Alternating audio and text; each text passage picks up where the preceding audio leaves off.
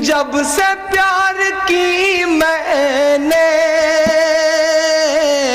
एक शमा जलाई है,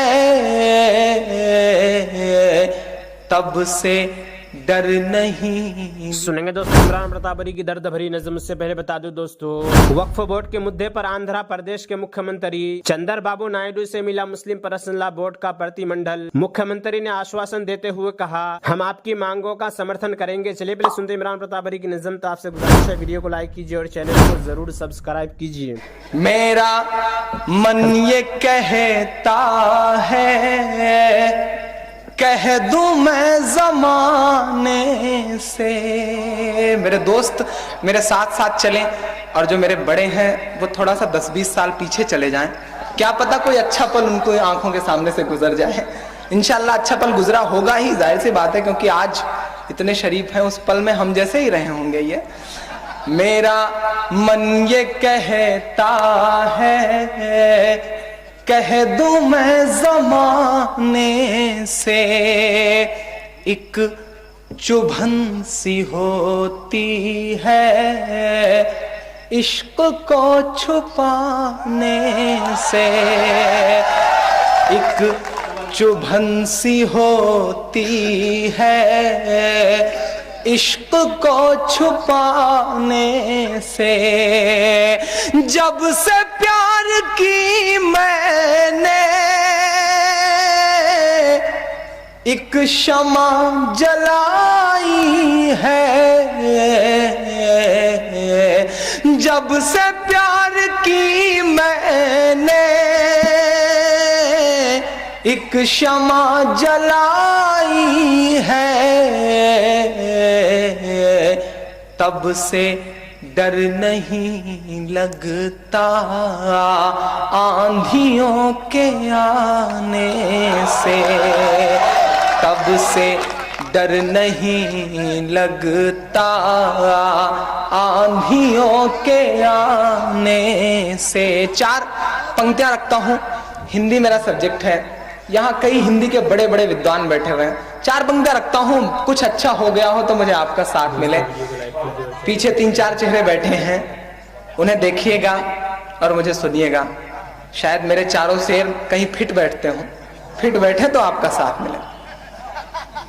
कि पतझड़ों के मौसम में भी बसंत हो जाए। वो प्यार जो कभी इबादत था, वो मोहब्बत जो कभी पूजा थी, उसे आज के गीतकारों ने इश्क कमीना और निकम्मा किया, इस दिल ने तकला दिया है। 4 मिसरे रखता हूं, अगर परंपराओं को सहेज सका हूं तो मुझे आपका साथ मिले। के पतझड़ों के मौसम में भी बसंत हो जाए, हो उदासियां गायब, दुख का अंत हो जाए। अंग आपके जैसे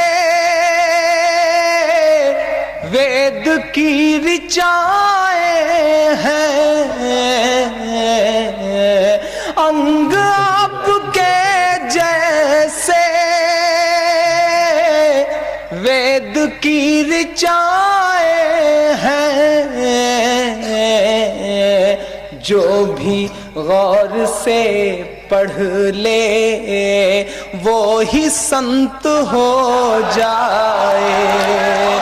जो भी गौर से पढ़ ले वो ही संत हो जाए। और 4 मिसरे अपने काम का रखता हूँ, अपने मन की बात रखता हूँ। ये 4 मिसरे पढ़ने के लिए मैं अब तक सारा ड्रामा कर रहा था, सारा माहौल बना रहा था, क्योंकि अब उम्र के ऐसे स्टेज पे हूँ कि इन 4 मिसरों की जरूरत महसूस होती है। सुनिए और आप लोग कुछ जुगाड़ करिए।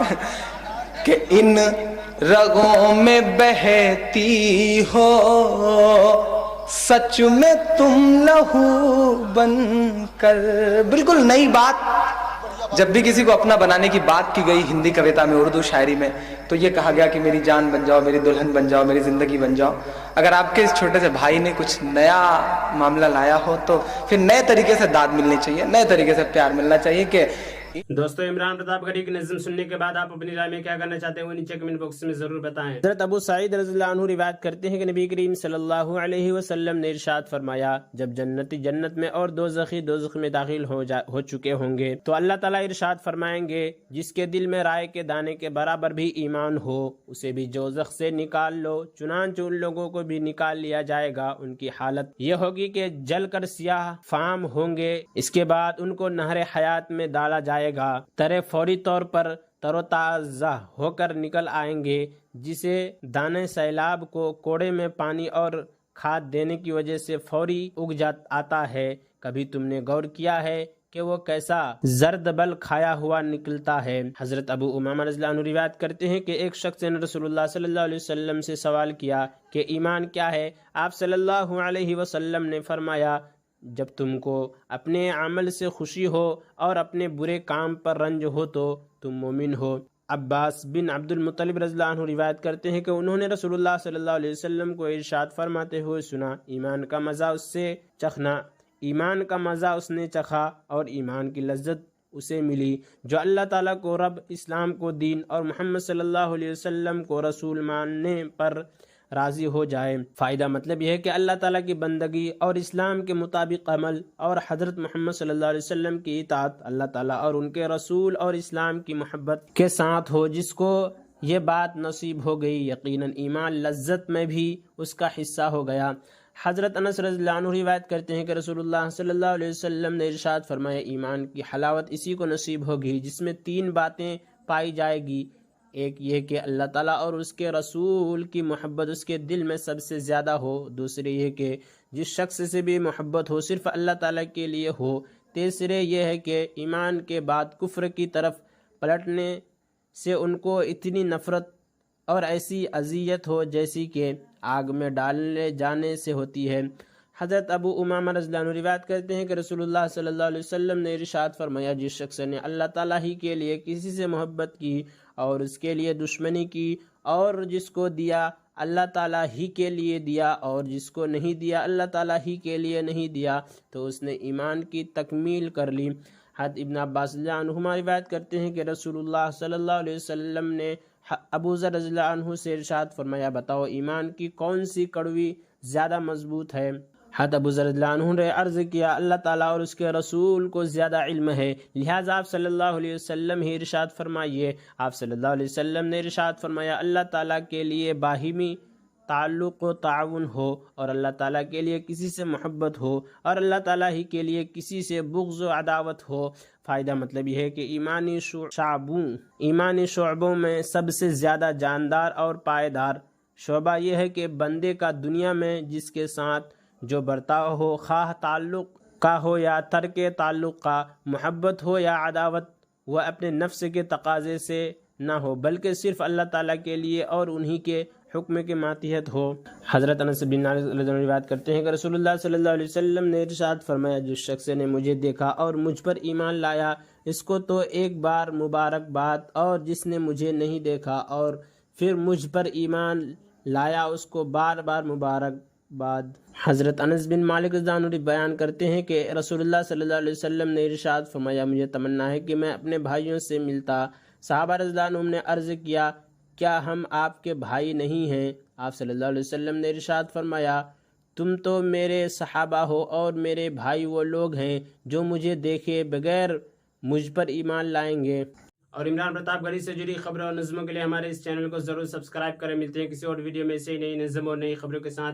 तो जब तक के लिए दीजिए मुझे इजाज़त और रखिए अपना ख्याल। आप देख रहे थे सुनहरे लफ्ज़ और मैं आपके साथ मोहम्मद ताक़िब। अस्सलामु अलैकुम व रहमतुल्लाहि व बरकातुहू।